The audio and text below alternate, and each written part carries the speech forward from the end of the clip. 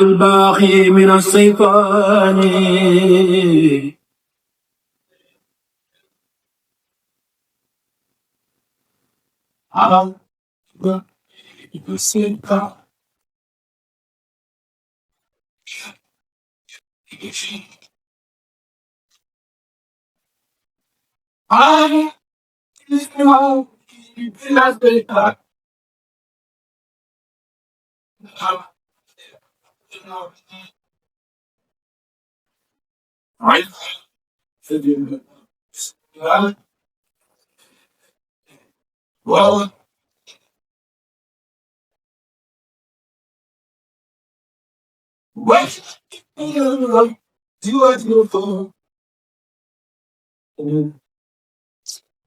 أعوذ بالله من الشيطان الرجيم بسم الله الرحمن الرحيم وصل وسلم وبارك على سيدنا ومولانا محمد وعلى آله وصحبه والحمد لله رب العالمين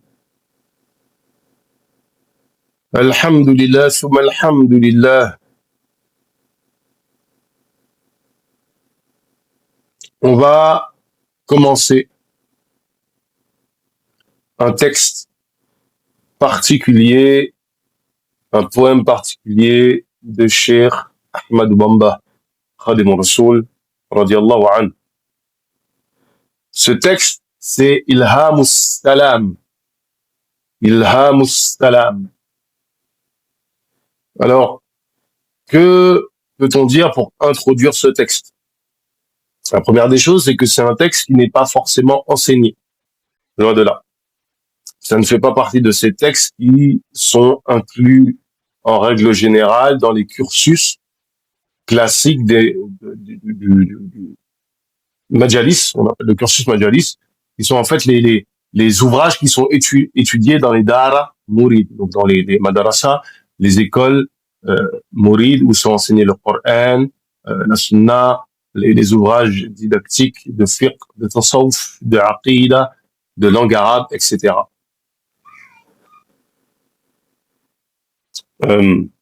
Alors c'est vraiment important de souligner ici pourquoi. Faut bien entendre ici de quoi il est question. Ce poème que j'avais déjà vu le titre auparavant, probablement même que je l'avais lu comme ça sans trop m'y attarder, c'est notre cher et aussi on peut dire ami Serine, le docteur Serine Chouaib Abou Madian Kébé, petit-fils de Serine Saliou,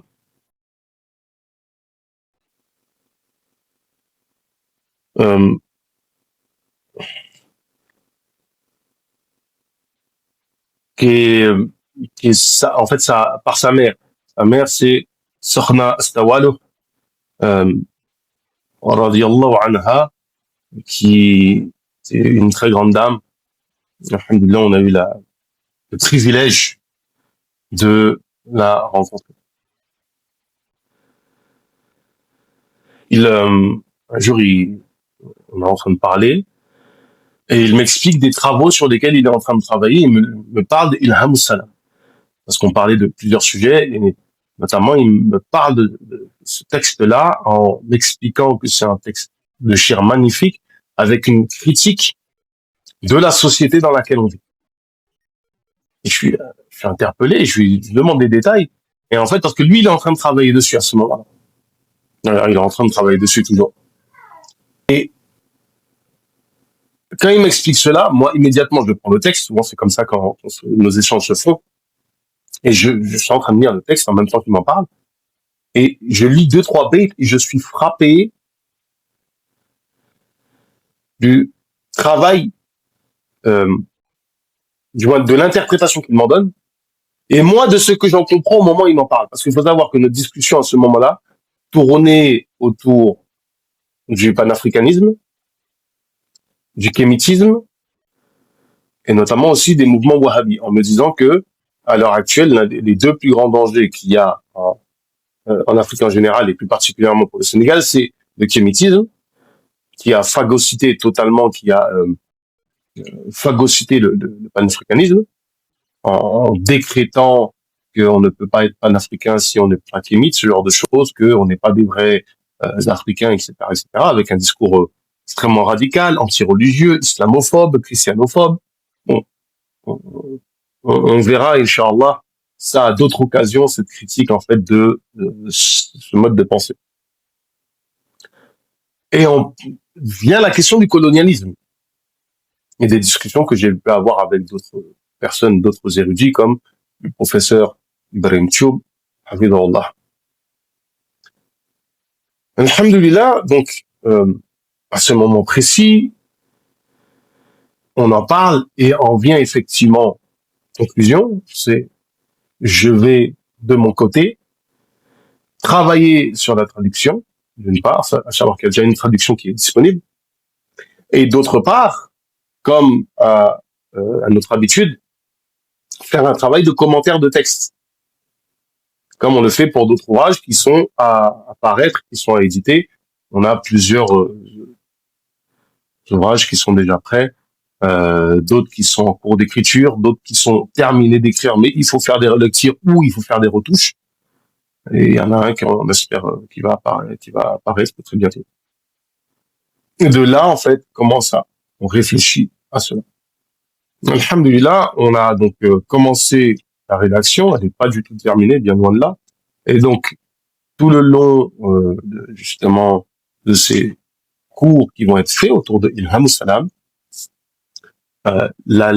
lorsque souvent on commentera des vers, bien souvent, il s'avérera que on a peut-être écrit dans la semaine le commentaire, et donc il peut s'avérer des fois que il y a des manquements, et peut-être qu'aujourd'hui, comment on interprète la chose ou comment on oriente certains propos puisse évoluer dans le temps. En tout cas, c'est une première ébauche qu'on rend disponible publiquement parce que je pense que ce texte est d'intérêt public. C'est une critique radicale du colonialisme et même de l'Occident de manière générale de la part d'un grand wali qui a été contemporain de la colonisation et de la pensée colonialiste, qui est contemporain de la Première Guerre mondiale et de ce qui en a suivi, qui leur cher décès nous quitte en 1927. Donc il ne voit pas le succès des Wahhabis en terre dans la péninsule, ne voit pas l'avènement en fait de l'Arabie Saoudite. Mais cependant en fait il est contemporain en fait de la chute du khilafat, de l'Empire ottoman plus précisément. Et d'ailleurs les grands savants de Makka et de Madina lui demanderont un soutien à ce moment-là. Allah ta'ala alam, on va donc pouvoir commencer, et le chien nous dit radiyallahu anhu. Bismillahir rahmanir rahim. الحمد لله على الإيمان ثم على الإسلام والإحسان وأفضل الصلاة والسلام على الشفيع سبب الأنام محمد الواجب أن يتبع في كل ما أتى ما قد شرع وآله وصحبه المتبعين سنته بإذن رب العالمين. Donc, ça commence évidemment par la première des choses. Alors, évidemment, le titre, une chose à dire, excusez-moi pour le titre, quand même le dire. Le titre, c'est Ilham Salam fi dhambi an din l'islam. Non, excusez-moi. Ilham Salam fi dhambi an din l'islam. Alors, première remarque intéressante, dans la version arabe du poème disponible sur Maktab al-Mouridiyya, donc c'est un site internet qui rassemble les travaux de recherche des savants mourides, le poème suit immédiatement la basmala. Le poème suit immédiatement le titre et la basmala. Pourquoi dire ça? Parce que on peut trouver des éditions qui ont une petite introduction avec des doigts comme ceux qu'on peut trouver dans d'autres poèmes de Shir, mais là en fait on a préféré suivre l'édition, les travaux de recherche qui ont été fournis par les chercheurs qui rassemblent leurs travaux dans المكتبة المردية. Donc, comme on a dit, la louange est à Allah pour quoi l'iman, pour l'islam et l'ihsan. Donc le commentaire est le suivant. La louange est le fait d'évoquer en bien celui qui est habillé des meilleures qualités. C'est aussi le fait d'évoquer en bien celui qui a été bon envers soi ou toute autre personne. Donc la louange, c'est vraiment cette notion de dire du bien, de faire les éloges de qui? De celui qui est paré de qualités qui nous sont dignes d'éloges. Que il ait manifesté ses qualités ou que ces qualités-là soient en potentiel, soient en force. La notion de louange est très importante. Les Arabes la comprenaient bien parce que c'était pour eux, dans les principes de Futwa, de Makarim al-Akhlaq, l'idée d'être éternel par le fait que les gens chantent vos exploits, chantent les qualités dont vous étiez parés.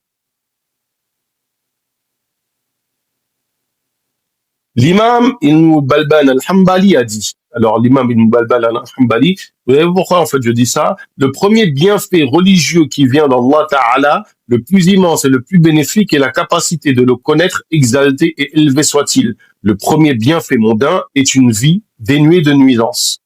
Et là, c'est quelque chose, on s'arrête. Pourquoi est-ce qu'on a cité cette parole? C'est que cette mas'ala, quel est le premier bienfait que Allah Ta'ala donne aux créatures? Et ben en fait, c'est une mas'ala qu'on ne trouve pas dans les ouvrages des Ash'ari ou des Maturidi. C'est vraiment une question vraiment typiquement Hanbali. Donc on s'est tourné vers les savants de ce madhab pour évoquer cette notion-là. Et pourquoi? Parce que le shir nous dit la louange est à Allah pour l'iman, pour l'islam et pour l'ihsan. Et en fait, ça fait écho à cette question. On le loue pourquoi la meilleure chose qui nous est donnée, à savoir le fait de nous permettre de le connaître et d'adhérer à sa religion. Le shir commence donc par louer Allah pour le don de la religion dans son ensemble, en commençant par l'iman. L'iman, évidemment, c'est le fait de connaître Allah Ta'ala. Tu'minu billahi wa malaikatihi wa kutubihi wa rasuli. Le fait de croire en Allah, d'être paré de ce dépôt, d'avoir ce dépôt en nous, qui est l'iman. En effet, l'iman n'est nul autre que la connaissance d'Allah.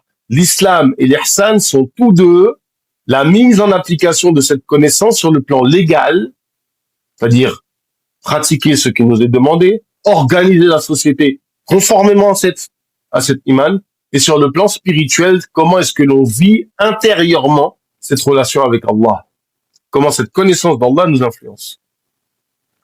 Le légal concerne les actes cultuels ainsi que tout ce qui concerne le droit du commerce, le code de la famille, le code pénal ou encore le droit international, diplomatie, etc. C'est ce que l'on trouve évidemment dans les ouvrages de droit musulman, ce qu'on appelle le fiqh, où sont développées les différentes questions qui nous intéressent à ce sujet. Le spirituel renvoie à l'intimité avec Allah. Tout cela est évoqué dans le hadith Jibril, alayhi salam, dans lequel sont présentés de façon synthétique l'ensemble de la religion. Hadith célèbre qui est connu, on va le lire pour la baraka. Pour l'explication, Ramadan arrive et on va faire l'explication des 40 hadiths de l'imam Nawawi et on va justement expliquer ce hadith-là, Inch'Allah ta'ala. Et عن عمر رضي الله عنه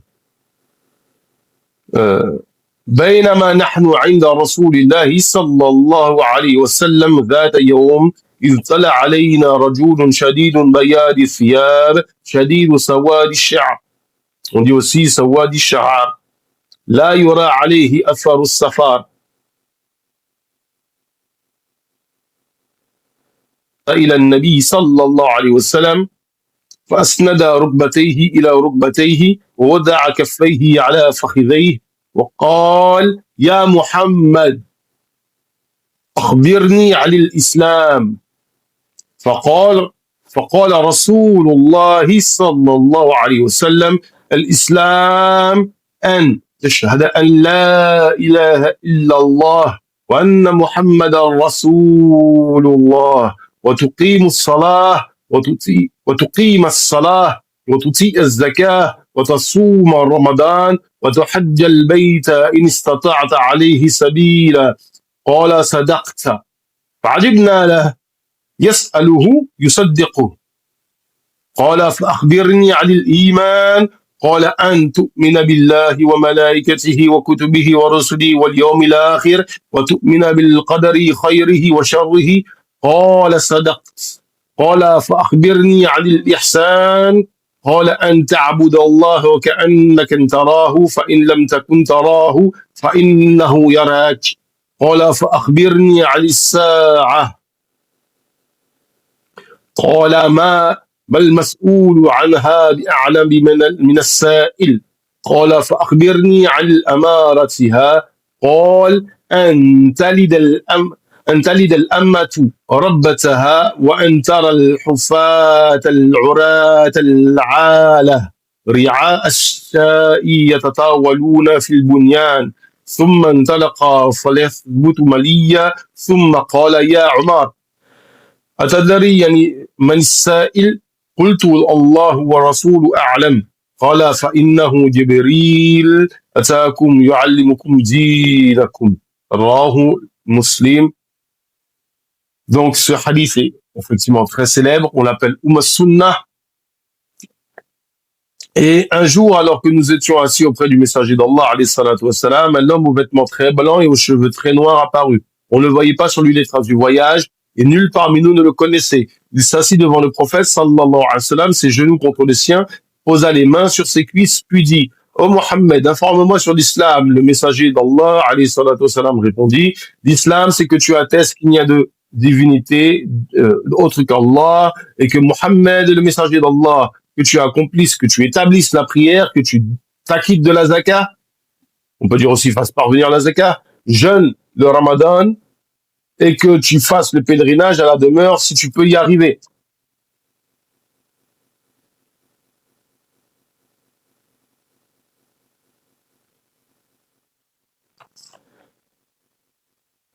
L'étranger dit, tu dis la vérité. Nous nous sommes étonnés alors de cette situation. Il le questionne, puis il l'approuve. Il le questionne, puis il l'approuve. Ensuite, il dit, informe-moi sur l'iman. La foi, dit-il, c'est que tu crois en Allah, en ses anges, en ses livres, en ses envoyés au jour dernier, et que tu crois dans le destin, dans le décret plutôt, le qadar, qu'il s'agisse de son bien ou de son mal. L'étranger, tu dis la vérité, dit-il. Informe-moi sur l'ihsan. C'est que tu adores Allah comme si tu le voyais, si tu ne le vois pas, lui te voit, lui répondit le prophète sallallahu alayhi wa sallam. On ne commande pas pour l'instant en détail parce qu'on va prendre le temps de commenter, Inch'Allah, pendant Ramadan, il y a énormément de choses à dire. Informe-moi sur l'heure. Celui qui est interrogé n'en sait pas plus que celui qui l'interroge, lui répondit-il. L'étranger, informe-moi sur ces signes précurseurs. Quand la femme donnera naissance à son propre maître, en fait, c'est pas la femme, c'est l'ama, c'est la femme esclave, donnera naissance à son propre maître. Et quand tu verras les va-nu-pieds, les déguenillés, les gueux, gardiens de bêtes, de bêtes, chasse et les ovicapridés. Donc en fait, les bergers, quand tu verras les bergers. Rivaliser dans l'élévation des constructions. Puis l'homme s'en alla. Je restais un bon bout de temps sans rien demander sur cette affaire. Puis l'envoyé d'Allah, alayhi salatu wassalam, me dit, sais-tu qui est venu m'interroger? Allah et son messager savent mieux que moi, lui dis-je. C'est l'ange Jibril. Il est venu nous apprendre votre religion. Il est venu vous apprendre votre religion. Avec ce premier vers, le cheikh pose le cadre de ce poème. La religion de l'islam, cependant, il ne traite pas des trois dimensions citées dans ce vers, mais bien de la dernière qui est représentée dans le hadith de Jibril, qui est la science de la fin des temps. Alors, cette science, effectivement, c'est une science, quand on parle des dimensions de l'islam, souvent, et notamment du hadith de Jibril, c'est pour rappeler qu'il y a la science qui est liée au tawhid, ilm al-kalam, etc., qui a la science du fiqh, et souvent, c'est pour rappeler, en fait, l'importance du tasawwuf, parce que les gens le négligent. Mais on oublie que sont évoqués ici les signes de la fin des temps et donc, par conséquent, d'une science qui serait liée à ce savoir-là, à cette connaissance des signes de la fin des temps, de comment les reconnaître ou de comment mener notre barque dans cette situation périlleuse. La science de la fin des temps est une science qui peut se présenter sous plusieurs formes. avec plusieurs approches. Des ouvrages ont été rédigés où sont rassemblées les informations traditionnelles sur la fin des temps, avec ou sans interprétation.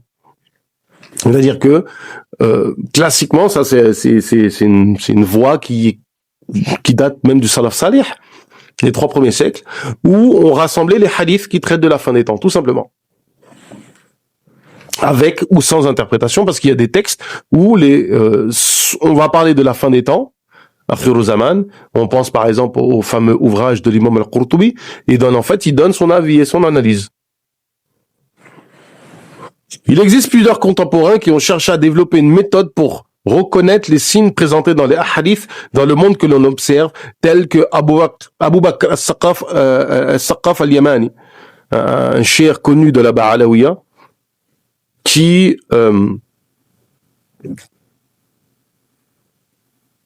comment dirais-je, a développé. Il y a une autre personne qui très controversée, qui est le cheikh Imran Hussein, qui est très controversé à cause de sa méthode d'ailleurs, qui a cherché à développer une science qu'on appelle l'ilm akhir zaman, toujours dans cette même démarche. Lui, c'est une vision un petit peu beaucoup comme les Hanafi, où il y a l'idée de fiqh hypothétique, c'est-à-dire que prévoir des événements à venir et s'organiser en fonction de, c'est une forme de météo, si vous voulez, de la géopolitique, une météo des événements à venir et comment se préparer contre ces événements.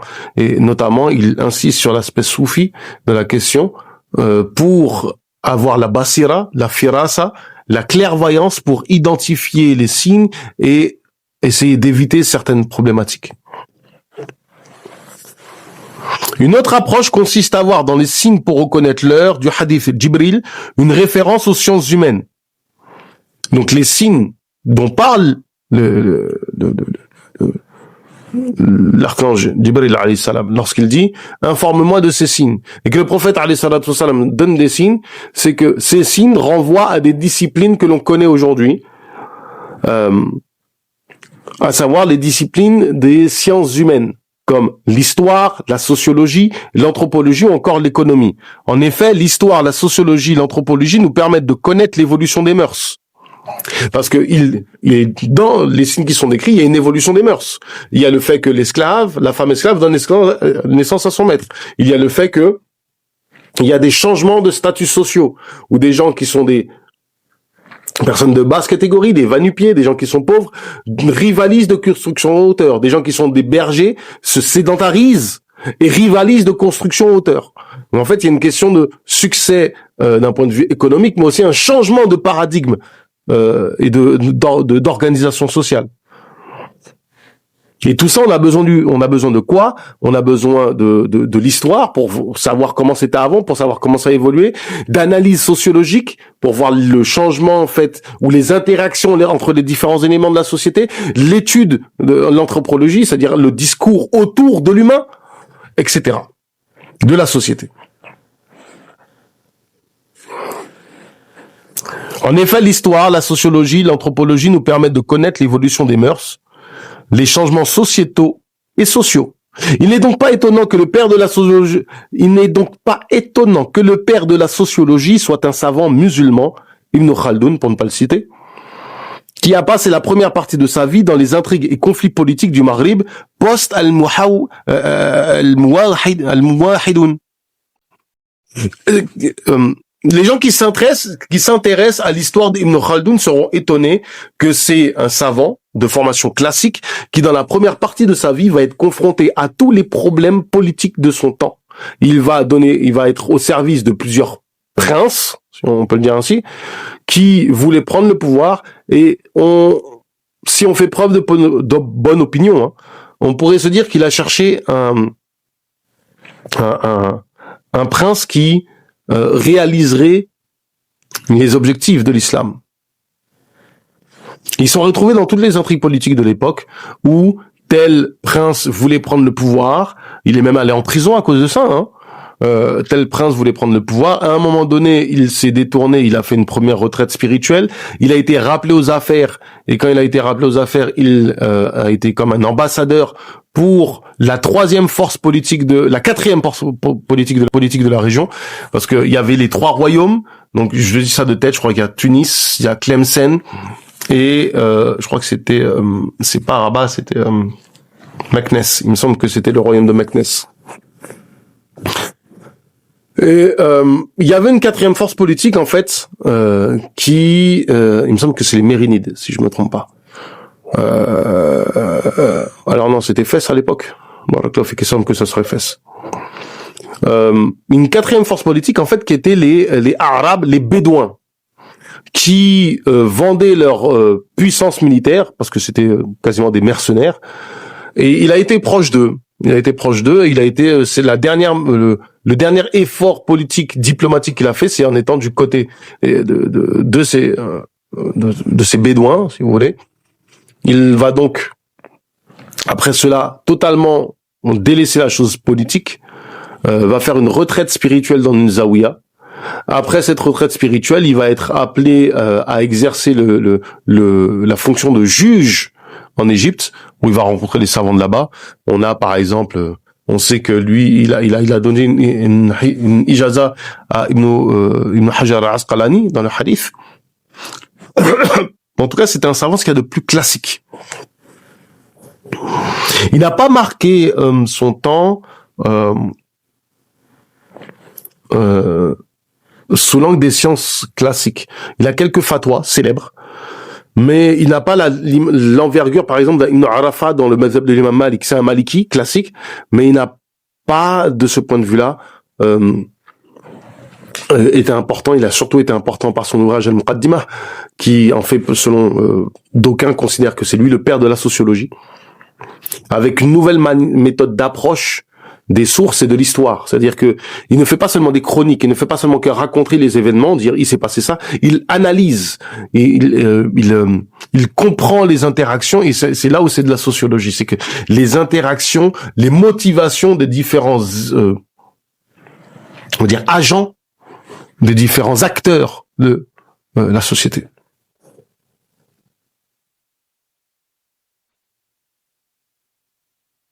Ce poème s'avère être une critique radicale de la société occidentale, du capitalisme ainsi que du colonialisme. On pourrait même parler des autres idées politiques, on y reviendra. Dans ce commentaire, on va tenter de restituer le contexte historique de sa rédaction, d'analyser le colonialisme, d'exposer ce qu'est une société traditionnelle au sens spirituel et historique, et présenter la rénovation religieuse du Cheikh Ahmed Bamba et en quoi elle est une solution à nos problèmes, à nos problématiques contemporaines. Alors, la plus excellente des prières et le plus pur des saluts soit ensuite accordé à l'intercesseur agréé, qui est la cause des créatures. On a traduit littéralement. Donc la prière sur le prophète alayhi salatu wassalam introduit une notion spirituelle fondamentale. La haqiqa muhammadiya, et plus particulièrement le fait que le prophète alayhi salatu wassalam est la cause de la création. Alors pourquoi est-ce qu'on introduit cela ? On va le dire par la suite, mais on le dit, c'est que la place de cette notion dans le soulouk, le cheminement spirituel, est essentielle. Et par conséquent, la problématique de la fin des temps est d'avoir justement cette bonne guidée. C'est-à-dire que qu'est-ce qu'il nous est dit en fait ? On va reconnaître le Dajjal, donc cette grande fitna, non pas par une érudition, mais par une connaissance qui transcende justement tout cela. Comment on peut le savoir ? Tout simplement parce que le prophète alayhi salatu wassalam dit que sur le front du Dajjal, il y aura écrit Kafara, et que ce Kafara, il sera possible de le lire même pour le mu'min qui est ummi, c'est-à-dire celui qui ne sait pas lire, qui n'a pas été littéralement ummi, c'est celui qui, comme il est sorti du ventre de sa mère, il n'a pas encore été instruit. Donc, le Qadi Iyad cite dans son hadith, dans son livre Al-Shifa, Kitab Al-Shifa, Bitarif Huquq al-Mustafa, ouvrage majeur qui qui ouvre une littérature particulière dans la science de la sira, dans la science de la connaissance du prophète alayhi salatu wassalam, qui consiste à pas seulement faire des shama'il, donc rassembler des hadiths qui traitent des caractéristiques du prophète alayhi salatu wassalam, de la description du prophète alayhi salatu wassalam, ou de la sira qui consiste à raconter la vie du prophète alayhi salatu wassalam. Non, Kitab al-Shifa, c'est un livre qui se propose de rappeler le rang du prophète alayhi salatu wassalam, les qualités du prophète alayhi salatu wassalam, et qui, avant toute chose, a comme objectif d'enraciner l'amour du prophète alayhi salatu wassalam dans le cœur des musulmans. Abu Muhammad al-Makki et Abu Layth al-Samarqandi et d'autres et autres que eux rapportent. Alors alayhi salam, après sa désobéissance entre guillemets, parce que on va pas faire un cours de aqidah, mais on sait que on parle pas ici de péché ni de désobéissance volontaire, a dit: oh Allah, par le droit de Muhammad, pardonne-moi mon péché. Et dans une autre version, accepte mon repentir. Allah lui dit alors: comment as-tu connu Muhammad? Il répondit: j'ai vu inscrit partout dans le paradis, nulle divinité en dehors d'Allah, et Muhammad est le messager d'Allah. Et dans une autre version, Adam, notre père Adam alayhi salam dit: Muhammad est mon esclave et mon messager. J'ai su alors qu'il est ta créature la plus noble pour toi.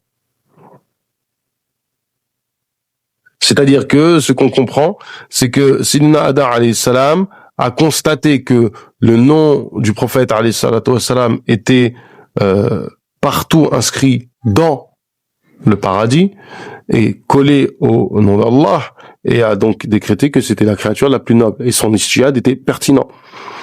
Allah accepta son repentir et lui pardonna. Ceci est l'interprétation de sa parole. Adam reçut de son Seigneur des paroles. C'est-à-dire que certains considèrent que les paroles en question, alors on rapporte une formule d'istighfar, je l'ai pas en tête là, excusez-moi, et que ça serait ça les paroles révélées. Et autre interprétation, c'est que les paroles révélées, ça serait le fait qu'il aurait constaté que ça écrit partout dans le paradis: La ilaha illallah Muhammad Rasulullah, ou La ilaha illallah Muhammad Abduhu wa Rasuluh. Et par conséquent, il lui a été inspiré que c'est la créature la plus noble. Dans une autre version, Adam, alayhi salam, dit: quand tu m'as créé, j'ai levé la tête vers ton trône et j'y ai vu inscrit: nulle divinité sauf Allah, et Mohammed est le messager d'Allah, et je suis qu'il n'y a pas plus immense valeur pour toi que celui qui a son nom avec ton nom. Allah révéla alors: par ma puissance et ma majesté, il est certainement le dernier prophète de ta descendance, et si ce n'était lui, je ne t'aurais pas créé. Si ce n'était lui, je ne t'aurais pas créé. D'où le fait que la parole, effectivement,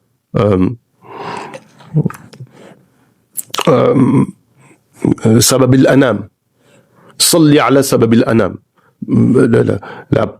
prie sur la cause des créatures, de la création. Adam alayhi salam porte la kunya Abu Muhammad, justement à cause de ça. Si tu demandes quel intérêt peut avoir cette notion, sachant qu'elle n'est pas un élément fondamental du tawhid, effectivement, ne pas croire à cela ne fait pas de toi un kafir. Tu peux ne pas être d'accord avec cette idée en disant: oui, mais les hadiths, ils sont pas forcément sahih, etc. Je n'ai pas. C'est vrai. C'est tout à fait vrai. Nous te répondons qu'elle est essentielle dans le soulouk, dans le cheminement spirituel. Et là, effectivement, on va se retourner vers les soufis qui, eux, sont beaucoup plus exigeants sur cette croyance-là, en te disant que ce qui nous intéresse ici, c'est se rapprocher d'Allah. Et quelle est la place du prophète alayhi salatu wassalam auprès d'Allah? C'est la plus immense. Et pour enraciner justement cette conviction, cette croyance, cette vision ultime du prophète alayhi salatu wassalam, il y a le fait d'adhérer et de croire et d'attester qu'il est sababil anam, qu'il est al-hijabul a'zam, le plus grand des voiles. En effet, la réalité du prophète alayhi salatu wassalam est l'essence du cheminement et de la connaissance spirituelle. C'est de lui qu'on tire tout cela.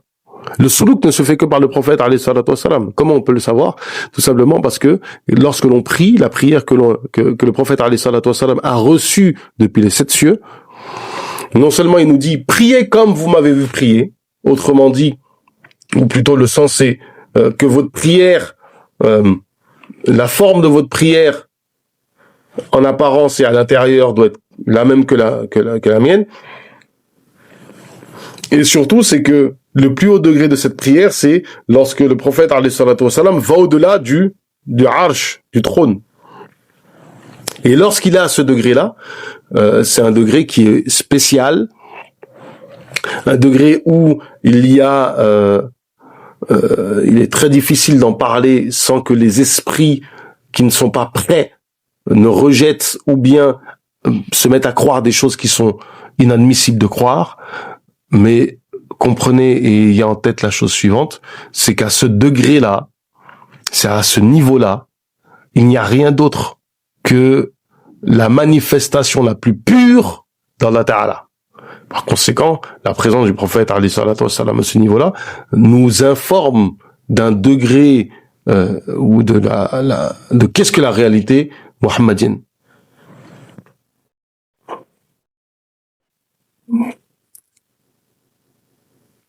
De même, on rapporte que même le croyant illettré verra la mention kafir sur le front du Masih Dajjal.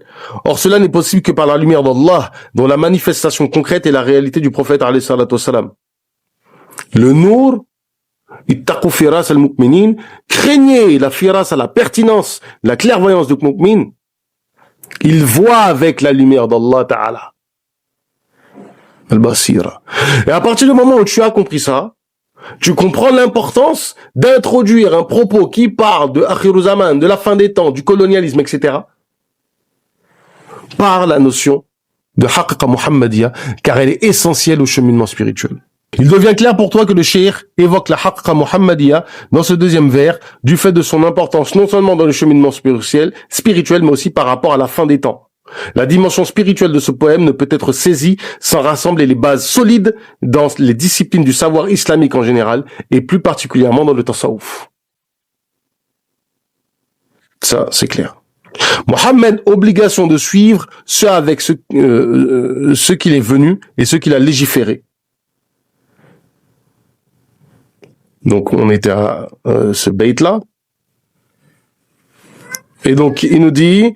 وآله وأصحابه, donc ça on a lui, ما سير الأبرار للنعيم وسير الفجار للجحيم وفاز من ذب عن الإسلام بنيل رضوان من السلام.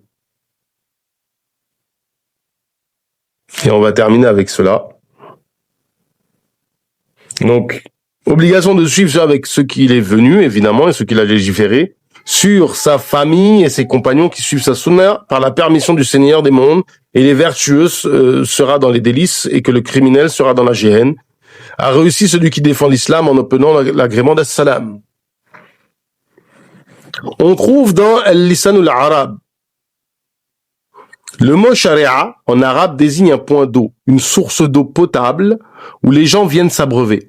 Parfois, ils y amènent leurs animaux, aussi leurs animaux. Les Arabes ne l'appellent sharia que si l'eau y est abondante, jamais tarie et parfaitement visible.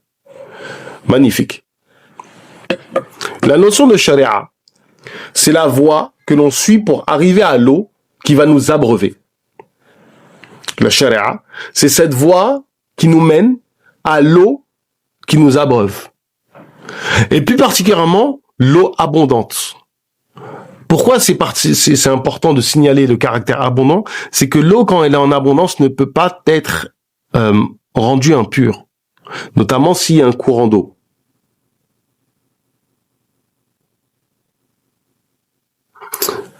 Elle est abondante, elle ne tarit jamais et elle est visible.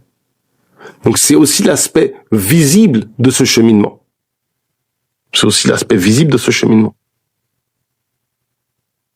C'est important d'avoir en tête cette notion linguistique, parce que la notion linguistique nous ouvre les portes de la notion métaphysique, spirituelle, philosophique. Terminologiquement, on a donné plusieurs définitions au terme sharia.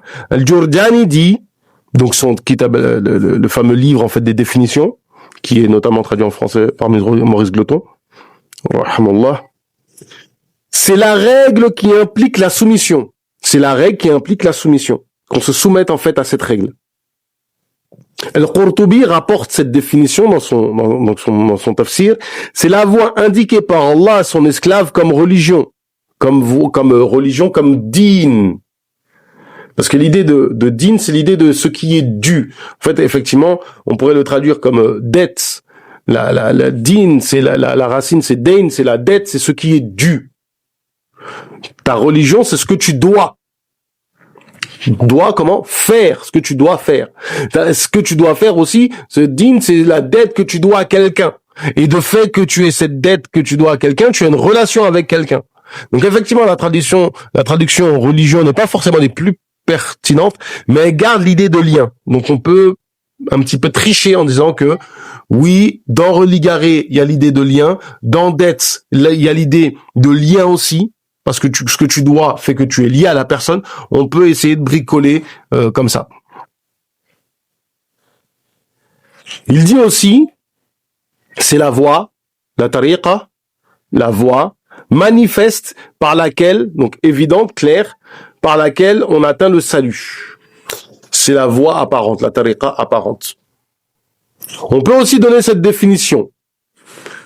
Ça, c'est une définition qu'on a trouvée aussi ailleurs. On n'a pas vu qui est-ce qui la donne. Il s'agit de toute la religion qu'Allah a choisie pour ses esclaves afin de les faire passer des ténèbres à la lumière. Et c'est ce qu'il leur a prescrit et expliqué, les commandements, les interdictions, ce qui est permis et ce qui est interdit.